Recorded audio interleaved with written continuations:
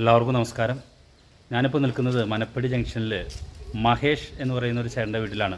എന്തുണ്ടായെന്ന് വെച്ചിട്ടുണ്ടെങ്കിൽ ചൊവ്വാഴ്ച വൈകുന്നേരം ഒരു 4:30-ക്കും 5:30-ക്കും ഇടയിലായിട്ട് വലിയ ഇടിമിന്നൽ ഇവിടെ ഉണ്ടായി.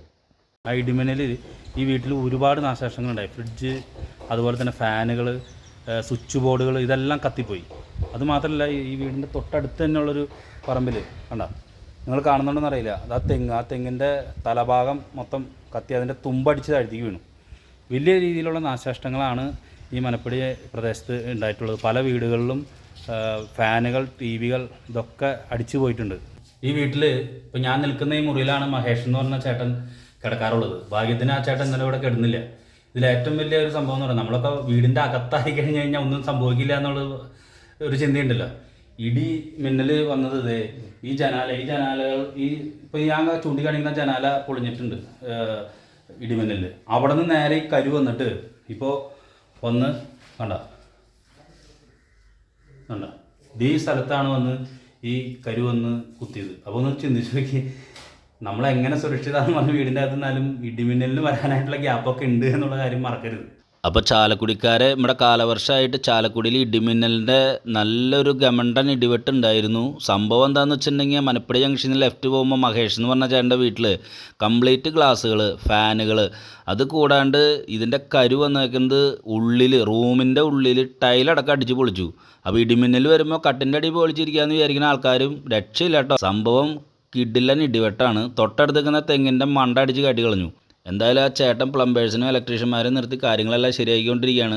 ഫാനുകളൊക്കെ റിമോട്ടിൽ വർക്ക് ചെയ്യണ ഫാനുകളാണ്. നല്ലൊരു നഷ്ടം ആ ചേട്ടന് വന്നിട്ടുണ്ട്. ഇതാണ് മഹേഷേൻ്റെ വീട്ടിലെ സ്ഥിതി.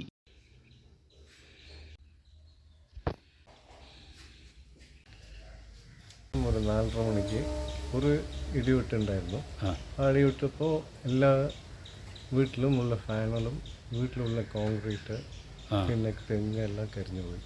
ഇവിടെ വീട്ടിൽ എന്തൊക്കെയാണ് നാശനഷ്ടം ഉണ്ടായത്? ഇവിടെ ഫ്രിഡ്ജ്, ഫാന്, പിന്നെ വിൻഡോ, പിന്നെ വന്നിട്ട് മീറ്റർ ബോക്സ്, വയർ കത്തിപ്പോയി. മറ്റുള്ള ഈ ഫ്രിഡ്ജും ഇതൊക്കെ കംപ്ലീറ്റ് പോയി. ഫാൻ എത്ര നമ്പർ? ഫാൻ വന്നിട്ട് 4 നമ്പർ. ഞാനിപ്പോൾ നിൽക്കുന്നത് നമ്മുടെ വെസ്റ്റ് ചാലക്കുടി സഹകരണ ബാങ്കിൻ്റെ പ്രസിഡന്റ് ശ്രീമാൻ ഇട്ടു പൈനിക്കാടൻ വീട്ടിലാണ്. ഇപ്പോൾ ഈ നിൽക്കുന്ന സ്ഥലത്ത് തന്നെയാണ് ഏകദേശം 5 മണി 5:30 കൂടിയിട്ട് ചേട്ടൻ അവിടെ നിന്നത്. ആ സമയത്താണ് ഈ ഇടിമിന്നലുണ്ടായത്. വലിയ നാശനഷ്ടങ്ങളാണ് എല്ലാ വീടുകളിലും ഉണ്ടായിട്ടുള്ളത്. കാരണം ഇതിൻ്റെ കരു വന്ന് പതിക്കുന്ന പ്രദേശങ്ങളൊക്കെ തകർന്ന് തരിപ്പണമാവും. കംപ്ലീറ്റ് ഫാനുകളെല്ലാം ഈ വീട്ടിൽ പോയിട്ടുണ്ട്. മകൻ്റെ വീട് തൊട്ടടുത്ത് തന്നെയാണ്, കിഴക്കേ വീട്. ആ വീട്ടിലെ ഫാനുകളും അതുപോലെ തന്നെ കബോർഡുകൾ ഇവിടെയൊക്കെ പ്രശ്നങ്ങളുണ്ടായിട്ടുണ്ട്. എന്തായാലും അരമണിക്കൂറിനുള്ളിൽ ചാലക്കുടിയിൽ മനപ്പടി ഭാഗത്ത് സംഭവിച്ച ഈ ഇടിമിന്നലിൽ ഒരു 4-5 വീടുകളിൽ കനത്ത നാശനഷ്ടങ്ങളാണ് ഉണ്ടായിട്ടുള്ളത്. ഒരു 5:30 മണി കഴിഞ്ഞിട്ടുണ്ടാവും.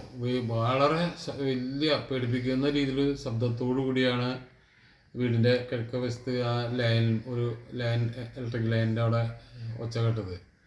ഞാൻ വീടിൻ്റെ വരാതിൽ നിൽക്കുമായിരുന്നു. ഞാനടക്കം പേടിച്ചു പോയി. എന്താ സംഭവം ആകെ പേടിച്ചു പോയി. ഞാൻ കുറച്ച് അകത്ത് കയറി വേഗം ലൈനൊക്കെ ഓഫ് ചെയ്തു. കിഴക്കേ വീട്ടിൽ മകൻ്റെ വീട്ടിൽ ആ ഭാഗത്തായിരുന്നു. അപ്പോൾ ഭാര്യ അവിടെയായിരുന്നു, കൊച്ചവിടെ ഉണ്ടായിരുന്നു. മഴയുടെ നല്ല ശക്തമായിട്ട് മഴയും പെയ്യുന്നുണ്ട്. ആകെ ഒരു വലിയൊരു അവസ്ഥയായിരുന്നു. പിന്നീടാണ് അവിടെ പോയി നോക്കിയപ്പോൾ ഇവിടെയും മകൻ്റെ വീട്ടിലും ഉള്ള ഫാനുകൾ കംപ്ലീറ്റ് ഈ വീട്ടിലും 4 പോയി, ആ വീട്ടിലും 4 പോയി.